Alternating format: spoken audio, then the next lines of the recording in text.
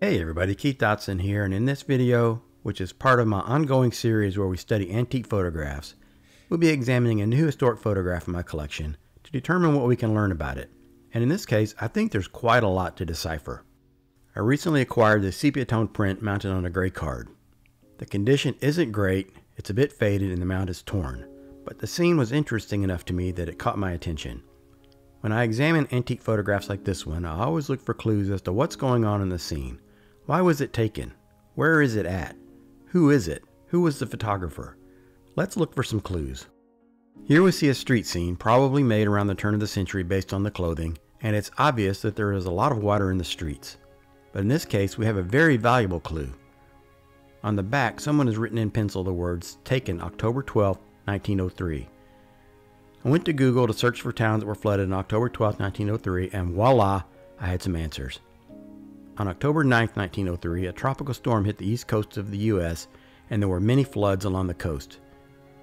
Many of the stories came from the Passaic River flood in Paterson, New Jersey. I found historic photographs of the Passaic flood of 1903, and then began looking for clues as to whether this photograph could have been made in Paterson, New Jersey. At the Library of Congress, I found a digitized version of this document, the Passaic flood of 1903, by a man named Marshall Ora Layton. Inside are a number of images from the Passaic flood, including this one. Those are silk manufacturing mills along the Passaic River. Now look at the background of our street scene. Our photograph looks very similar to the photograph of the Paterson Mills. Of course, only a single smokestack is visible in our image, while there are two in the reference photo, and I can't explain that unless the other one is somehow out of frame here. Here's another scene of Paterson, New Jersey from the Library of Congress from roughly the same time period. Look at the electric streetlights. Now our photograph. Now if true, perhaps there were identical lights in any American city at the time, I don't know.